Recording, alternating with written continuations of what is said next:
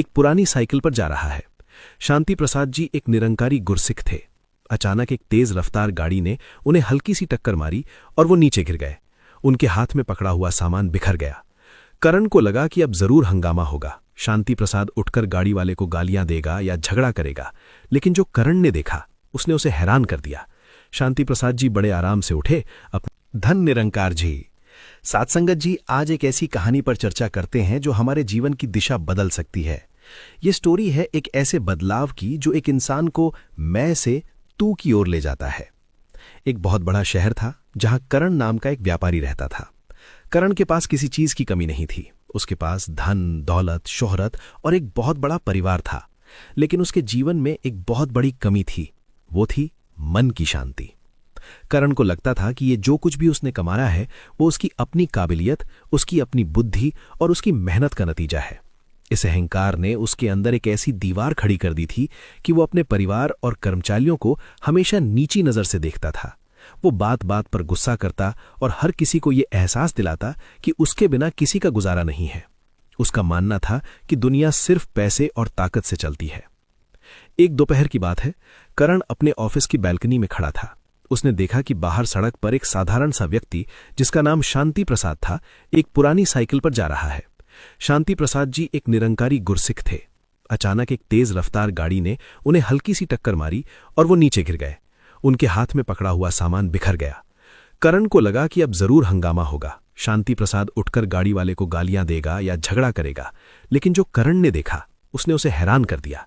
शांति प्रसाद जी बड़े आराम से उठे, अपनी धूल झाड़ी, अपना सामान समेटा और गाड़ी वाले की तरफ हाथ जोड़कर मुस्कुरा दिए। उन्होंने सिर्फ इतना कहा, कोई बात नहीं प्यारे, निरंकार भला करे, शायद आप जल्दी में थे। करण को यह बात हजम नहीं हुई। उसने शांति प्रसाद को अपने ऑफिस में बुलाया और पूछा, आप इतने अजीब क्यों हैं? उसने आपको गिरा दिया और आपने उसे माफी दे दी? मेरे पास सब कुछ है, पर मेरे अंदर हर समय गुस्सा रहता है, और आपके पास कुछ नहीं है, फिर भी आपके चेहरे पर इतनी शांति कैसे? शांति प्रसाद जी ने नम्रता से जवाब दिया, करण जी, मेरे पास कुछ नहीं ऐसा नहीं है। मेरे पास वो एक है जो सबका है। मैंने इस मैं के बोझ को उतारना सीख लिया है। जब तक हमें लगता है कि हम करने वाले हैं, तब तक दुख और गुस्सा रहता है, लेकिन जब हम उस निरंकार को जान लेते हैं तो हमें हर किसी में वही नजर आता है। करण के मन में एक जिज्ञासा पैदा हुई। अगले दिन शांति प्रसाद जी उसे एक निरंकारी सत्संग में ले गए। करण ने वहां का दृश्य देखा तो दंग रह गया। वहां कोई ऊंच नीच नहीं थी। एक बहुत अमीर व्यक्ति एक साधारण मजदूर के चरण स्पर्श कर रहा था, बल्कि उस निराकार परमात्मा की चर्चा हो रही थी जो कण कण में व्याप्त है। करण ने वहां की वाणी सुनी, जिसमें समझाया गया कि यह शरीर मिट्टी का ढेरी है और एक दिन मिट्टी में मिल जाएगा। जो धन हम आज अपना कह रहे हैं वो कल किसी और का था और परसों किसी और का होगा। करण ने उस दिन सद्गुरु से ब्रह्म ज्ञान लिया। उसने जाना कि यह परमात्मा कोई दूर बैठी हस्ती नहीं, बल्कि हमारे अंग संग है। ज्ञान लेने के बाद करण का जीवन बदलने लगा। उसने अपने घर में नौकर को नौकर नहीं, बल्कि परिवार का सदस्य कहना शुरू किया। उसने महसूस किया कि असली अमीरी पैसों में नहीं, बल्कि नम्रता में है। लेकिन किस्मत को कुछ और ही मंजूर था। कुछ ही महीनों बाद एक बड़े व्यापारी धोखे की वजह से करण का सारा कारोबार डूब गया। उसके बड़े बड़े बंगले और गाड़ियां बिक गए। वो एक छोटे से किराए के मकान में आ गया। उसके रिश्तेदारों ने भी मुंह मोड़ लिया। दुनिया ने सोचा कि अब करण टूट जाएगा, लेकिन लोग तब हैरान रह गए जब उन्होंने देखा कि करण पहले से ज्यादा खुश और शांत है।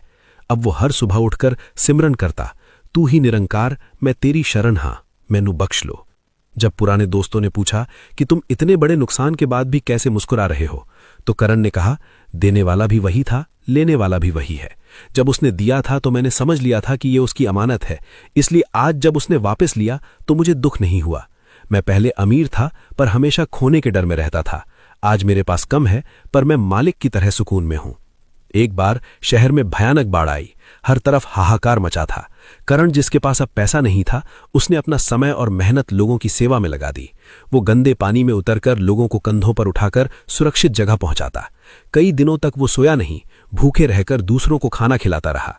एक रात एक व्यक्ति ने पूछा, करण जी, आप इतनी मेहनत क्यों कर रहे हैं? आपको इससे क्या मिलेगा? करण ने जवाब दिया, मुझे कुछ चाहिए नहीं, मुझे सब कुछ मिल चुका है। मेरे सद्गुरु ने मुझे सिखाया है कि नर सेवा ही नारायण सेवा है। मैं इन लोगों में उसी निरंकार को देख रहा हूं जिसकी मैं इबादत करता हूं। जब तक मैं अपने लिए जी रहा था मैं अधूरा था, आज मैं दूसरों के लिए जी रहा हूं तो मैं पूरा हूं। करण की ये स्टोरी हमें समझाती है कि असली धर्म किसी दिखावे में नहीं बल्कि इंसान की सेवा और परमात्मा की पहचान में है। करण ने सीखा कि एक को जानो, एक को मानो और एक हो जाओ। जब हम उस एक परमात्मा से जुड़ जाते हैं तो हमारे अंदर से नफरत, जलन और अहंकार खत्म हो जाता है। हमें हर किसी चेहरा परमात्मा का रूप नजर आने लगता है। साथ संगत जी, आज हमें भी अपने अंदर झांक कर देखना है, क्या हम भी करण की तरह मैं के बोझ में दबे हैं या हमने उस निरंकार को अपना साथी बनाया है। जीवन का असली आनंद वही है जहां शुक्राना हो, शिकवा नहीं। हर हाल में उस मालिक की रजा में रहना ही असली गुरसिखी है। हमें हर किसी की मदद करनी चाहिए और सबसे प्रेम करना चाहिए, क्योंकि प्रेम ही असली इबादत है। साथ संगत जी, अगर आपको आज की ये कहानी और करण के जीवन का ये बदलाव पसंद आया हो तो इसे अपने तक ही ना रखें। इस नेक विचार को और लोगों तक पहुंचाएं ताकि किसी और के जीवन में भी शांति और प्रेम का सवेरा हो सके। इस वीडियो को ज्यादा से ज्यादा शेयर करें और मानवता के इस संदेश को फैलाने में अपना योगदान दें। हमें बताएं कि आपको इस कहानी से क्या सीख मिली। प्यार से कहना, धन निरंकार जी।